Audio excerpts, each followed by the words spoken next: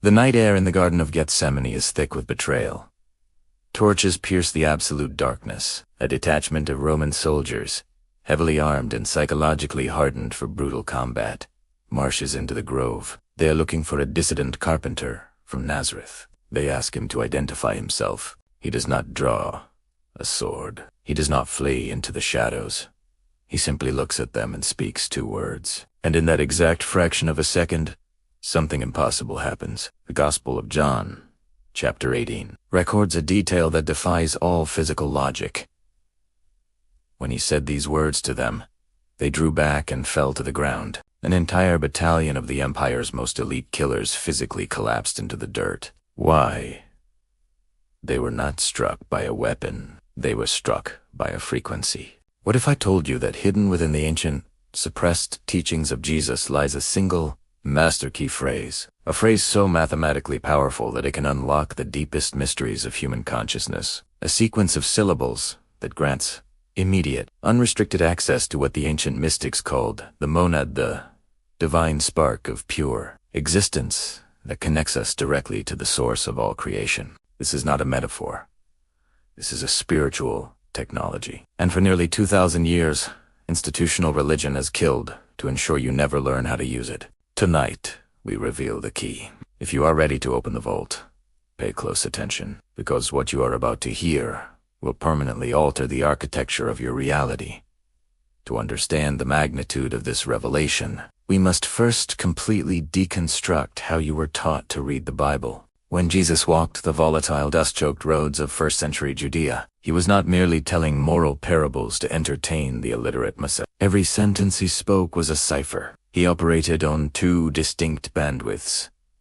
The exoteric teachings were for the crowds, designed to bypass the political censorship of the Pharisees. But the esoteric wisdom, the mechanical, quantum truth of how the universe actually operates, was fiercely reserved for his inner circle, for those who possessed the frequency to receive it. And at the very center of this hidden knowledge was the concept of the monad. In the ancient mystical traditions, particularly within Gnostic Christianity and Hermetic philosophy, the monad represents the ultimate source, the indivisible, silent unity from which all matter, all time, and all consciousness emanate. Think of the monad as the primordial fire, existing in pure, uncorrupted light, long before it fragmented into individual human souls. The Gnostic texts, which were violently hunted down and burned by the Orthodox Church in the 4th century, spoke of this incessantly. The Apocryphon of John, the secret book of John, describes the monad as the invisible spirit, an entity existing entirely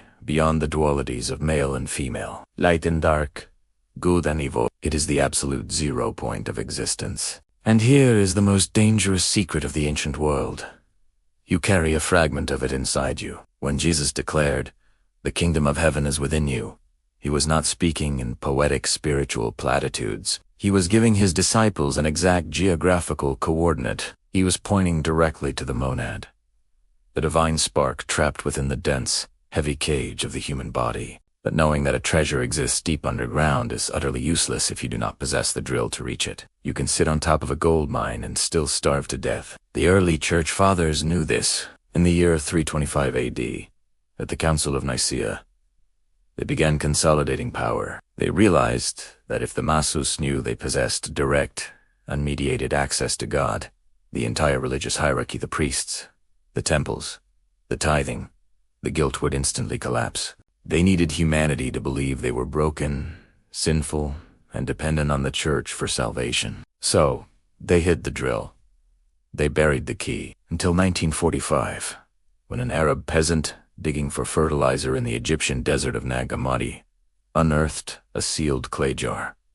Inside were the forbidden texts. The instruction manuals had returned. So, what is the master key? What is the specific acoustic and psychological trigger that Jesus revealed to access the monad instantly? The phrase is 2 words: I am.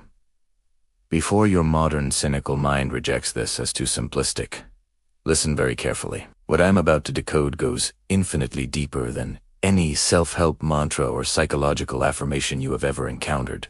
When Jesus stood before the furious religious elites in the Gospel of John, chapter 8, and declared, "Before Abraham was, I am," It was an act of theological treason. It sent absolute shockwaves of terror and rage through the crowd. Why?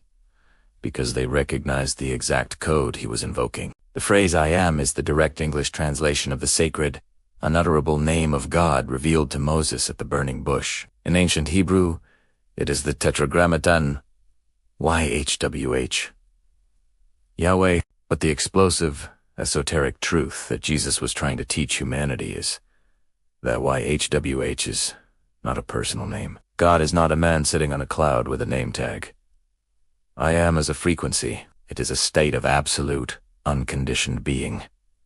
It is a doorway. When you speak the words "I am," you are not describing your human avatar. You are actively turning the ignition key of the monad within your chest. You are collapsing the artificial illusion of separation between the human and the divine. This is exactly why Jesus used this phrase in a way that continuously scandalized the authorities. I am the bread of life.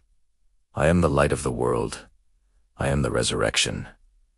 He was not feeding his own ego. He was giving a live demonstration of monad activation. He was showing his disciples that when you claim "I am," you are speaking as the infinite consciousness that animates the cosmos. You are bypassing all external authorities, all religious dogmas, and all archonic control systems.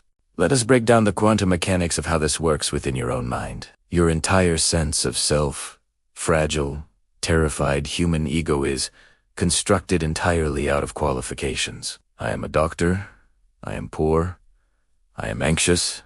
I am a failure. I am unloved. Every single time you place a word after "I am," you are building a cage. You are taking the infinite, formless light of the monad and cramming it into a finite, suffocating box. You are defining yourself, and therefore, you are confining yourself. But when you strip away the story, when you sit in absolute silence and rest in the pure, naked vibration of just "I am," without a single qualifier, something miraculous happens to the human brain. You enter what the ancient mystics called the witness state. You become aware of awareness itself. You stop being the anxiety. You stop being the depression. You stop being the trauma. Instead, you recognize yourself as the vast, silent, indestructible space in which those temporary emotions appear and disappear. This is the monad. This is the frequency that knocked the Roman soldiers to the dirt. Jesus was not inventing a new religion. He was revealing a universal, cosmic physics that had been fiercely guarded by the highest mystics across all ages. In the ancient Vedic traditions of Hinduism, advanced yogis used the Sanskrit mantra Soham, which translates to "I am that." In esoteric Buddhism, it is the realization of the Buddha nature, the pure, unconditioned awareness beyond the false self. The Islamic Sufi masters speak of fana, the annihilation of the ego, and baka, subsistence in pure divine presence. Jesus took this ultimate, guarded secret and democratized it. He gave it to fishermen, to prostitutes, to tax collectors. He handed humanity the exact word, "I am." Two words that contain the entire, complete path to spiritual liberation. But how does this ancient technology actually save you from the crushing anxiety of the modern world today? What happens when you regularly access the monad through this practice? Your entire biological and psychological experience of reality begins to violently shift. The things that used to destroy your peace suddenly lose their gravitational pull. Why? Because you are no longer exclusively identified with the fragile human avatar to whom these bad things are happening. When you are facing a terrifying medical diagnosis, financial ruin, or a brutal betrayal, your conditioned ego immediately panics. I am terrified. I am ruined. But the moment you pause, breathe, and retreat into the pure I am, you sever the cord. You step back. From the fortress of the monad, you can observe the fear. You can feel the pain in your body. But you are not consumed by it. You realize you are the vast, eternal sky. And these human tragedies are just violent weather patterns moving through you. They will pass, but the sky remains. This is precisely what Jesus meant when he promised a peace that surpasses all understanding. It is not the fragile peace of having a lot of money or a perfect life. It is the terrifying, unshakable peace of knowing that your true nature, the monad, was never born, cannot be burned, cannot be bankrupted, and can never die. When you establish yourself in this frequency, you become lethal to the systems of control. In relationships, you stop acting like an emotional vampire, constantly demanding that your partner validate you and make you happy. You have already found absolute completeness inside the monad. You can finally love without neediness. You can give without keeping score. And do not mistake this for apathetic detachment. Being rooted in the I Am does not mean you float on a cloud and ignore the suffering of the world. Jesus wept at the tomb of Lazarus. He felt righteous fury and physically flipped the tables of the corrupt bankers in the temple. But he did all of this from the I Am presence. He was never lost in reactive, unconscious panic. When you awaken this spark, you become exponentially more effective in the material world, because you are no longer operating from fear. You are operating from source. Look at the Lord's Prayer, most famous, yet most misunderstood prayer in human history. Our Father, who art in heaven. Most humans look up at the clouds when they say this, but remember Jesus' geographical coordinate. The kingdom of heaven is within you. Hallowed be thy name. What is the name? I am. Thy kingdom come, thy will be done, on earth as it is in heaven. This is a quantum command. It means bringing the high-frequency consciousness of the inner monad heaven into physical manifestation in your external material reality earth. It was never a prayer of begging an angry God for favors. It was a daily activation sequence. When you begin to practice this, I must warn you, the ego will fight for its life. The moment you sit in silence to practice pure I Am awareness, your mind will violently rebel. It will throw an avalanche of distractions at you. It'll remind you of urgent emails, old resentments, and future anxieties. This is normal. This is the false self, realizing you are trying to starve it to death. Do not fight the thoughts. Do not declare war on your own mind. Simply notice that the thoughts are appearing inside the vastness of the I Am. You are the silent room. The thoughts are just dust floating in the air. Here is the beautiful, devastating paradox.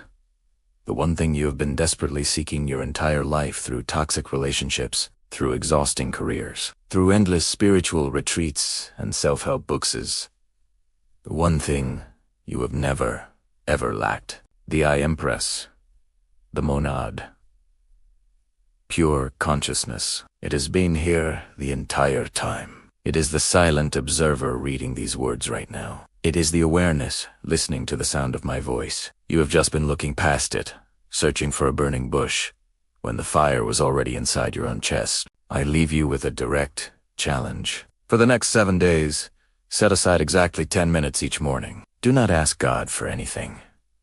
Do not visualize your goals. Sit in absolute silence and simply repeat inwardly, I am. Nothing else. No story, no qualifications. Just the raw, naked fact of your own existence. Notice what happens to your nervous system. Notice how the chaotic noise of the matrix begins to fade. Notice how your interactions with the world transform when you operate from the frequency of the source, rather than the panic of the ego. The institutional forces that burned the Gnostic texts are still alive today. They have just changed their uniforms. They still profit immensely from your anxiety, your sense of lack, and your belief that you are separate from the divine. But the prison door has been unlocked for 2,000 years. Jesus handed you the key.